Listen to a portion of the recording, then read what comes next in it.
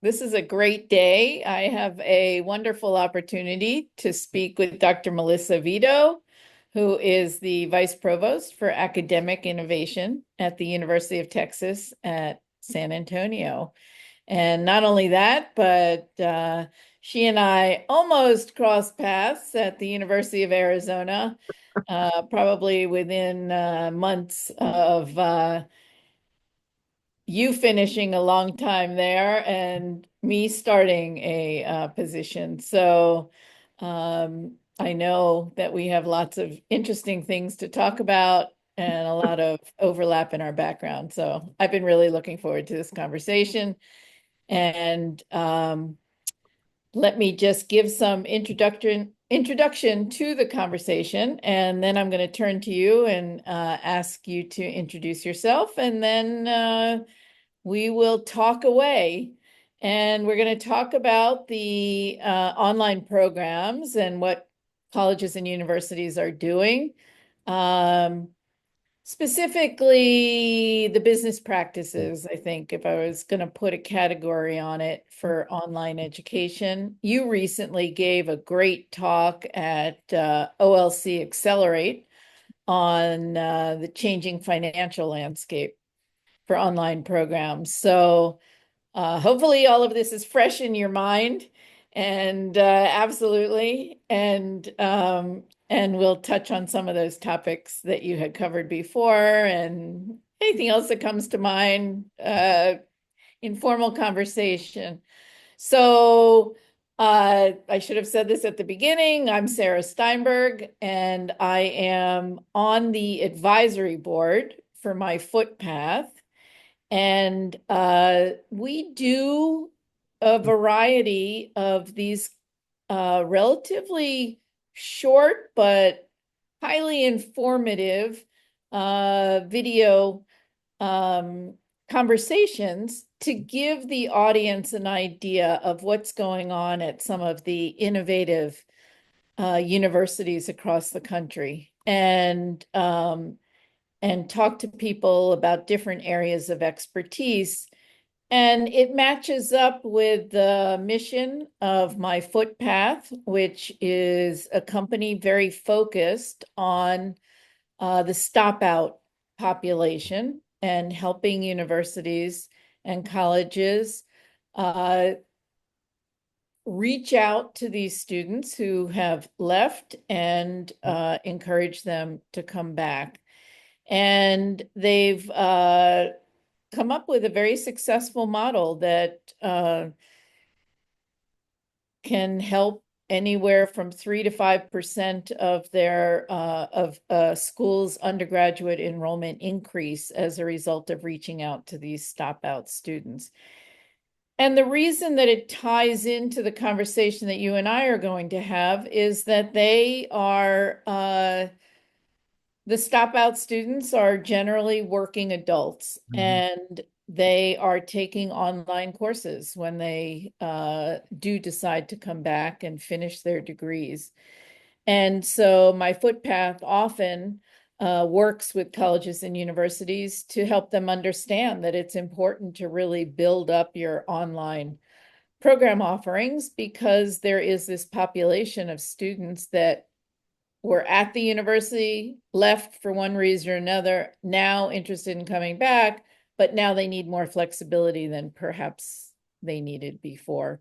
So that's kind of the lay of the land and the reason why it seemed like a great opportunity to be able to talk to you, because of all of your extensive background in this area, to see what kinds of best practices you might have to offer for colleges and universities who find themselves in this situation. So before we jump in, please introduce yourself, and I would love to hear a little bit more, and I know our audience would love to hear a little bit more about you. So All right. please go ahead. Thank you, Sarah. Thanks so much for for setting up the context. And you're right. In the work that my Footpath does, I have colleagues who have used your company, and it is really important to help those who've left realize they're not that unique and that there are paths to come back and finish degrees. So, and our students at UTSA, like online students around the country, are traditionally non-traditional and tend to be anywhere from their late 20s to their 60s. And so it's with different reasons for people coming back to complete degrees or to accomplish a degree. So anyways, thank you for the opportunity. And I am at UTSA. I oversee academic innovation, which was a new area when I moved into that, which was in March of 2020. And at that time, lots of the focus of the portfolio was on online. Clearly, I also oversee our teaching and learning, digital transformation area, academic technologies, classroom support, also professional and continuing education, which really maps to online as sort of the non-credit or skill-based area, but definitely a lot of the same population. And then we have a video production as part of our area. And prior to this, I was at University of Arizona and retired from there in July of 2018. Did some consulting for a few years around online and worked with different campuses, and that's actually how I ended up at UTSA now. At Arizona, more of my portfolio had been around student affairs, auxiliaries, working with our bookstores and residence life and food service areas, dean of students, and then also overseeing enrollment and student retention, which were traditionally focused, really looking at recruiting the freshman class, looking at transfers, and then supporting students to be retained and to graduate. What I noticed then was, and this was probably around 2009 or 10 or 11. I also had my two kids were starting at the University of Arizona, is that there were more students taking online classes than people thought. And there were also schools that were moving way more aggressively into online than we were. And so I kept thinking about that. I did some analysis of that. I shared it. Was senior a part of senior leadership at that time and shared it with people because it was surprising to see how many students were doing some type of online classes. And finally, in the end of 2013, was asked to actually lead and build sort of a vision for online at University of Arizona. And Mm. so that was really my path to online. So it's not traditional. It doesn't come out of instructional design or many of the other areas where people sort of their path leads them into different levels of online. Um, Mine came out of traditional enrollment and really observing that the lines were blurring around in person and online. And then clearly it changed during the pandemic. So, because of my experiences in working with auxiliaries, and then I'll be quiet and you can ask me No, questions. no, it's fine. My one of my first thoughts was around, business model. How are we going to fund this and how do we want to do this? And so that's where we made some choices that were probably not common at that time and have become more common now. So, anyways, that's who I am, and I'm thrilled to be here. So, thank you. It's amazing how many different areas our own professional backgrounds have overlapped. Yeah. Because I was at Johns Hopkins University in Baltimore Yeah. from 1993 to 2013 when I retired and then went into consulting and then came back at the University of Arizona. But during those times at Hopkins, I was doing many of the things that you described. I was running we called them part-time graduate programs. So they were, adults who were coming back to school for degrees. And in 1993, when I joined, Hopkins was just beginning to do point-to-point Mhm. microwave supported on, online learning. And we used to have to record every Yep. course and send out, whenever the microwave connection went Yeah. down, we would be sending out Yeah. copies of the recording for the class. It was crazy. And things progressed obviously considerably. In the mid 1990s, we were already doing some pretty substantial online education, but thinking that we were very much behind the rest of Mhm. the country because there were some leaders even that early in time. And it was only later that I realized that we weren't doing so badly. It was just it seemed like a struggle. And like you said, one of the biggest challenges that we had was figuring out the funding model. Right. And especially in the beginning, because we didn't know, um, we couldn't support everything internally. We had instructional designers, but we couldn't host these courses. We couldn't provide help desk support. So we had this combination of inside and outside resources. And even today, that's quite a common situation that schools have, um, where they're, perhaps outsourcing to uh, a third-party vendor who's either doing a fee for service, or, although there are less of these, as you know, better than I, rev share agreements. There are fewer of those and more of the fee for service model these days. But still, schools are trying to figure out how much do we do inside versus outsourcing. And so that's going to bring me to a question. But the one other thing that I wanted to say was, you mentioned student life, and I was during that time at Hopkins, I was the Vice Provost for Student Affairs Yeah. for a few years. So we definitely, you Yeah. and between the two of Mhm. us, we have seen quite a bit. Yeah. Um, so as you're looking across the landscape at schools that are doing various things with online, and I really want to focus post COVID, because I think COVID shook up a lot of schools, and there was a lot of rapid movement that isn't necessarily the kind of best practice Right. movement Right. that is good to talk about. So, more thinking about the stable schools that have a good history, what kinds of uh, well, a two-part question. One is, are you seeing any um, common practices with the business models? So that's a big question about what schools are doing, how they're funding these things, but also what goals they have for going online.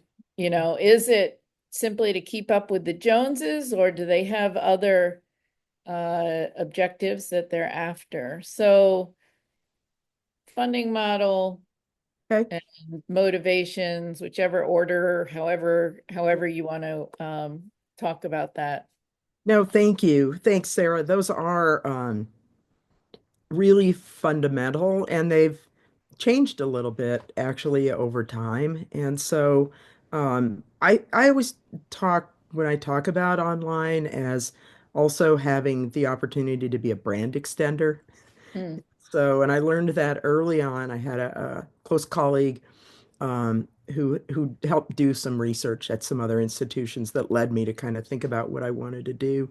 And I learned then, if you do it well, then it can really extend the brand of an institution in a positive way. If you don't do it well, it can have the opposite effect. So I think that when you think about goals, sometimes institutions go in thinking we want to be at 50,000 students. We want to be at 100,000 students. It's about revenue. If we do this well, it can underwrite a lot of the other enterprise that we have. It will extend our brand. People will hear about us all over the place. This is what we need to do. And many of those schools were schools that also had relationships with online program management companies, which over 10 years ago, actually half of all schools who were filling out the Chloe survey, I'm sure you're familiar with that one, Mhm. had relationships with online program management companies. Now it's down to about 23%. And so it's shifted. But that the sense that that's sort of all encompassing, we can do it all for you. We'll have the marketing bench, we'll have a deep Rolodex, we can help you build your courses, and we'll get it done. I think appealed to the schools that were wanting to go big. And if you go Yeah. back and pull the thread out of some of those institutions, that is where they started. And in most cases, it's not where they are now. And because there were some things that weren't obvious to people that the people that higher ed wasn't used to doing those types of business relationships and didn't necessarily think about things like intellectual property, who would own it, when courses Yep. get built, what revenue share, what it actually meant, and then also what really marketing really, what that really was. And so I think that there has been some evolution. And in full disclosure, when I was at University of Arizona, in large part because of my experiences leading some of our biggest auxiliaries on campus, I understood that when you outsource something, you then manage the contract and you do give away half of a big proportion of your revenue. So why would we do that? Or why wouldn't we do it? And so we had the ability to build a digital learning area that could work with our faculty. Working with our LMS was not an issue. And so we had the pieces and the person that I brought in to sort of lead this came out was an associate dean at one of our largest colleges. And so Mm. had good credibility with faculty. I felt like that was what was really important. Yep. So we went that route. But no matter how you do it, you have to account for your costs, whether you're paying them or you're having them paid by somebody else. So you've got to incentivize deans, departments, and faculty to want to build online programs. And so that's a big piece, and that includes generally some type of financial incentive, some way, and then potentially a revenue share as programs get up and running. So that needs to be built in. Marketing is a very big expense. And as I always remind people, it sounds exorbitant when you look at sort of the common percentages that you look at as potentially the norm.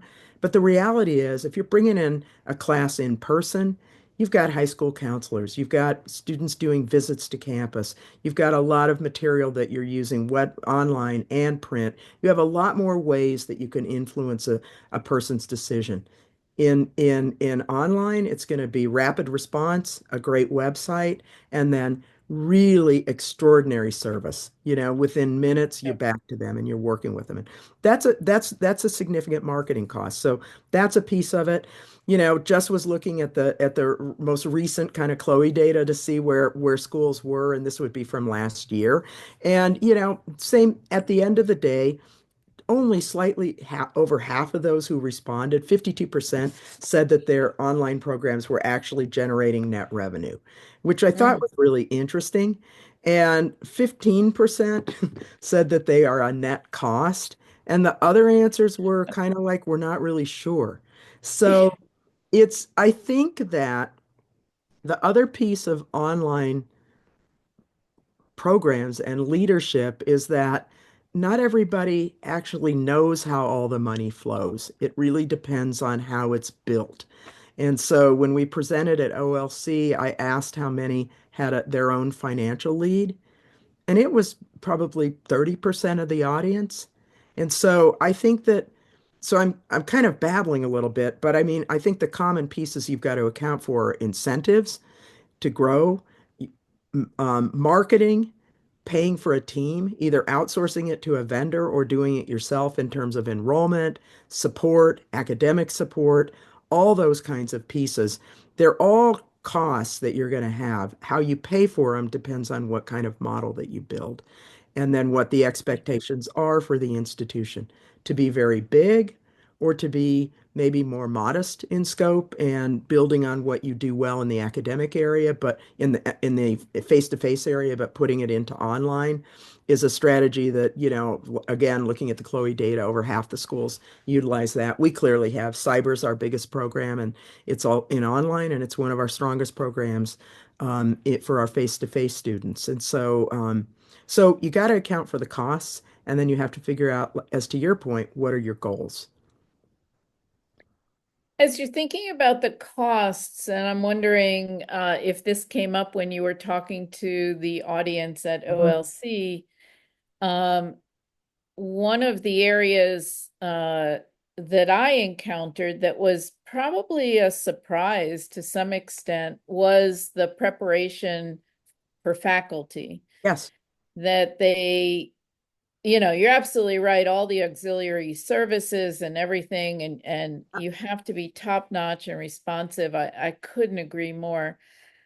But I also recently I was talking to a school that um, has invested a lot in faculty yes, development. yeah, yeah. I mean, 100%. I mean, the other two pieces are who builds your courses and how are your faculty trained? And then also, what are the expectations for revenue share back to the institution? Whether it's, not just aligned to the department, but also to provost's area, to general fund, all of those pieces. And then how do you price your tuition? And so so there's a lot of it. But I was fortunate at Arizona that we were able to build out that program. So we built it intentionally with, instructional designers and really thinking about how we would work with our faculty, and had faculty who were part of that team. At University of Texas San Antonio, it's really awesome. We had a teaching and learning center that was already part of the portfolio. We Mhm. also had digital learning, which had a strong digital accessibility area also, which was really great. And through the pandemic, we all started working together so much that the most natural thing to do, kind of post-pandemic, was just come together as one area.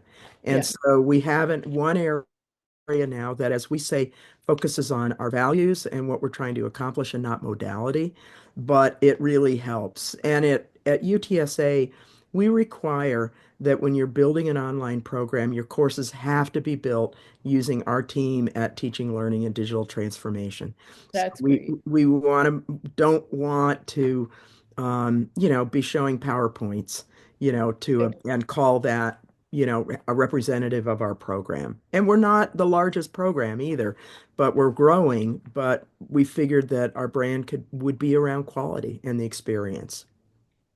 Yeah, and being agnostic about the Hmm. modality, I think is just critical. Yep. I know one thing that we were experimenting with at Arizona at the global campus was the idea of hybrid Uh-huh. classes Yep. that students, surprisingly, even with their restricted schedules, were enthusiastic about the opportunity to have a synchronous experience Right. with their Right. faculty. And so then you've got a faculty member who you're trying to prepare for Right. teaching in an asynchronous environment, Uh-huh. but they need to be equally Yep. effective in a synchronous environment. And I think, we've found some of our faculty like that, because in their heart, they feel like a synchronous online experience is different than an asynchronous one. And Yep. so we have um, loosened up a little bit over the past few years about how we think about that. Knowing that if you're a fully online student, if it's not all the time and it's only one of your courses and it's only sometimes, it's an easier lift and it does create a different experience. Yeah, for sure. Yeah. I wanted to turn to cost or return back to the cost question. And I'm just curious because I was asked to weigh in on this, and I'm going to turn it over and ask you to weigh in on this. And it's two questions that schools Okay. struggle with all the time. The questions are easy, the answers are not. The questions are, one, do you charge more Mhm. for online or less for online or the Right. same for Right. online? Mhm. And the second question is, do you charge any type of technology fee Right. associated with online? Yeah. So really good question. And we were required at Texas to charge the same or in most cases even a little bit more. And so that is kind of how we're priced. We work in a financial model that is more of a it's called an option three. It's really more kind of an academic auxiliary where we account for our own expenses and and it all runs through that model. I'm gonna call out only because I was doing a presentation about a month ago and I had reviewed Chloe data. So it was interesting to me to see that 50% of the people who responded indicated their online programs are the same tuition as main Mhm. campus. 50% indicated lower or higher. And so I think when we started, online was really more about being able to price to market and price per unit. I am seeing the price per unit still important, but I'm seeing more institutions using their traditional tuition, but just conveying it as a per unit price. That's Hmm. just what I'm observing. So I don't know that there's any data that's caught up with it. But when I think of a lot of my colleagues in Texas, they're traditional tuition, but looking like priced per unit. And and for us, we don't differentiate between if you're a resident of Texas or non-resident. Mm, Most of our I mean, right. 94% of our students come from with around San Antonio, but we have one of our programs has a more significant number of out-of-state students, and so that's where we what we've done, and that's what I've observed. And how about an extra fee on top of Right. the tuition? So we do pay, students do pay for some of for fees selectively that for things that they can actually get or use. And so, not all student services, but some. Advising, prorated, but some. Those are built into their per unit. So we don't call out fees separately. Although I'm seeing that more and more schools now do have base tuition and fees added on. So I would say we're probably more of an anomaly than most of what's happening in online. Yeah, I was surprised. It was Yeah. another school, a smaller school, that Hmm. asked me the question, and they were looking at fees. Yeah. And I don't know. Yeah. it certainly can be justified, but Yeah. from the market perspective, adult student, I guess the question in Right. my head is how receptive are adult students to Right. fees, you Right. know? And I think it depends. I have experience where we had one price, but we actually had an optional fee that you could pay if you wanted to join the rec center, if you Mm, wanted to do some things, because, yep, even a 35-year-old might say, "Oh, that's a great gym, and absolutely. I don't live that far from campus. It's worth it to me." But not all students. And so we did some, kind of optional add-on fees that I think added value for online students because they knew they could use them if they wanted to. And Yeah, our, and so what we've done is we don't have any optional fees, but we have some that are just embedded in the rate. And yeah. then we get the money back out to the departments. No, very good point. And really, it brings up the issue related to where are these Right. students, and they often are within driving Uh-huh. distance of the campus. Yeah. It's just that they've chosen a different modality for Right. the convenience. Right. Right. Yeah, for Yeah. sure. Um, So as you're going through, all of these different areas that you're thinking about and balancing and setting up the financial model, there's obviously the accountability side. What do you Yep. do to measure the performance, financial performance of the program?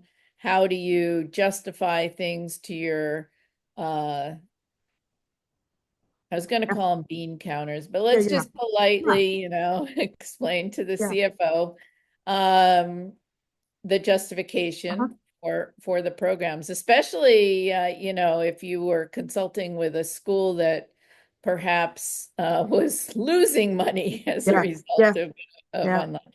How Yeah. do you, And what are you using in your basket of tools to look at accountability? so we have the woman who leads our enrollment area and marketing and a lot of our student support is terrific and has a lot of experience in this area. And we had actually worked together at Arizona and we benchmark a lot of our performance metrics against national standards all the way around, whether it is time it takes to call you back, to proportion of gross revenue to that goes to marketing, to where we sit relative to term persistence, and how we stack up against all of our colleagues. And so, we listen to calls, and kind of that Yep. whole piece. So quality we do take really seriously, and where there are metrics that we can use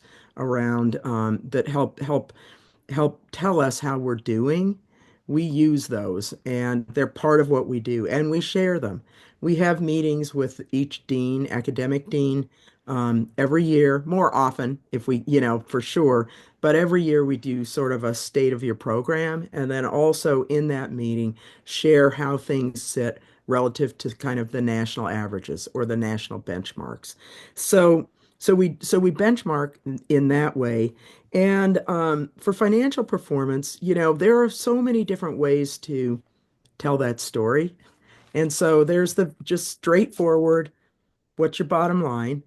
And what are you running in the black or the red? And how are you Right. picking it out?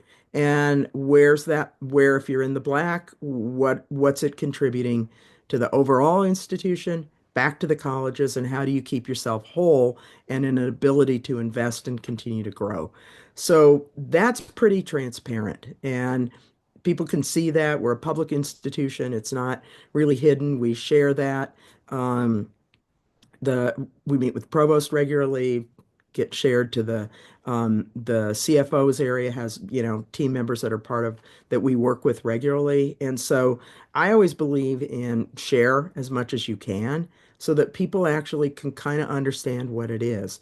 And then there's the other ROI, and it isn't as or the way that we try to talk about what we've done is that, most all the students who are in our online programs, and they tell us this, wouldn't be at UTSA if they couldn't do their work online. Mhm. So, there is an ROI to just adding students who would choose a different school that was online were it not for us. And that's why, institutional brand matters. That's why so many of our students are from around the San Antonio area because they're familiar with us.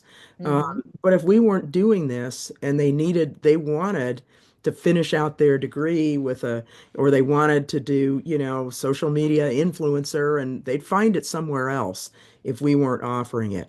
So it's really important to always anchor our conversation in what we know about our students and what we know about whether or not they would be here, because there is that additive piece, whether it's 2,000 students or 12,000 students, those are students that likely wouldn't be here.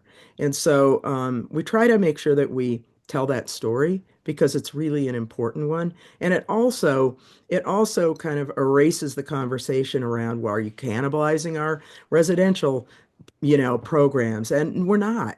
Our students tell us they wouldn't be able to do this degree here if it were in person. This is the only way they Yeah. can do it, and we're their choice. So I think there are different we use standardized metrics, standard metrics about, that are national around how we do the work we do. Then we use metrics around how students perform to see how ours perform versus others. And then we look at sort of the bigger picture around when you're trying to look at the value, there is a value to serving students who have no other way to be a part of our community. Yep, absolutely. Oh, totally agree. I have a million questions and we don't have the time, so I'm going to ask you one other one, Yeah, two, no two. worries. Uh, one on the finances. As you're, obviously the world in of technology is changing. The options that we have these days with AI and everything else that's going on are just incredible.